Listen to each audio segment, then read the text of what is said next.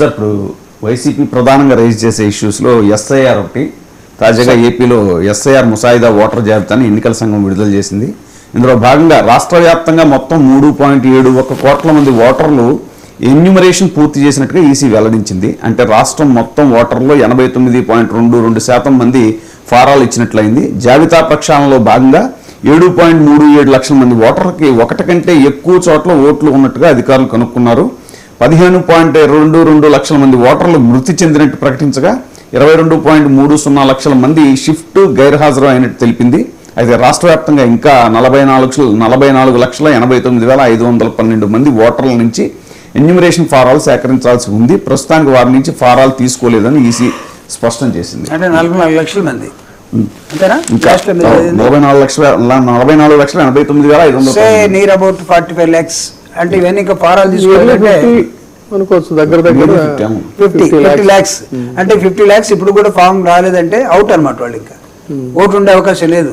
అంటే ఆంధ్రప్రదేశ్ లాగా బీహార్ లాగా నా ఓటు పీకేశారండి.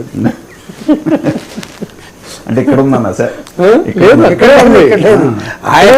ఆయన ఓటు ఎవరు చేస్తారు సార్?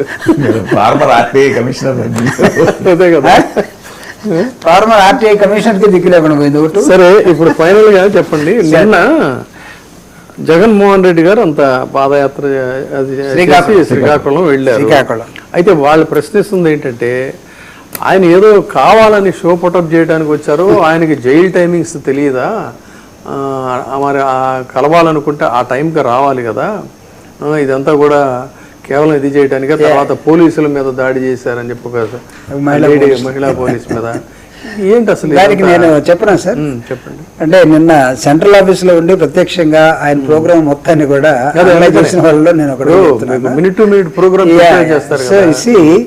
అంటే జగన్మోహన్ రెడ్డి గారు ఒక ప్రోగ్రామ్ ని అజెండాని ఇచ్చిన తర్వాత బెంబేలు ఎత్తిపోతున్నటువంటి ప్రభుత్వం ఏంటంటే చాలా ఆంక్షలు పెట్టింది సార్. 6 కార్లు మాత్రమే. పోలీస్ అధికారులు కూడా ఏదో వాళ్ళ ఫ్యామిలీసా పెట్టింది, ప్రెస్ మీట్ నేను చూడలేదు కానీ అన్నారు.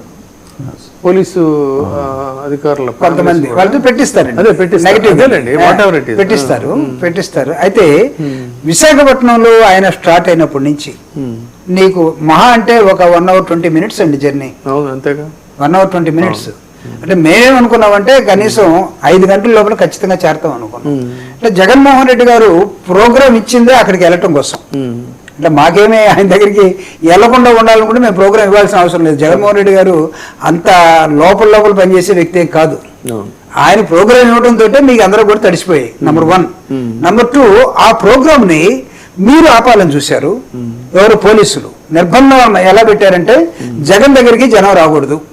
నంబర్ 1. జగన్ ప్రయాణించే రహదారిలో 6 కార్ల కన్నా ఎక్కువ ఉండకూడదు, 4 నుంచి 6 దాకా ఇవన్నీ పెట్టారు. కానీ చుట్టుపక్కల ఉన్న విజువల్స్ మీ దగ్గర ఉండగలిగితే పొలాల్లో మేము జగన్మోహన్ రెడ్డి గారు 2009-2011 మధ్య ఓదార్పు యాత్ర జరిగినటువంటి విధానం 2014 దాకా చూసి ఆయన వస్తున్నాడంటే పొలాల్లో పనిచేసుకునే వాళ్ళు కూడా ఎలా గట్లు పట్టుకొని పరిగెత్తుకుంటూ రోడ్డు మీదకి వచ్చేవాళ్ళు. నిన్న శ్రీకాకుళంలో ఆయన వైజాగ్ నుంచి శ్రీకాకుళం దాకా పోతూ ఉంటే విశాఖపట్నంలో ఉన్నటువంటి రోడ్డుకి ఇరువైపులో ఉన్న గ్రామాల ప్రజలందరూ కూడా రోడ్డు మీదకి వచ్చేసారు సార్. అంటే తనలో we're never expected that much of crowd అనొచ్చేమో. తర్వాత వీళ్ళందరూ కూడా ఆర్గనైజ్ చేశారు, మొబిలైజ్ చేశారు.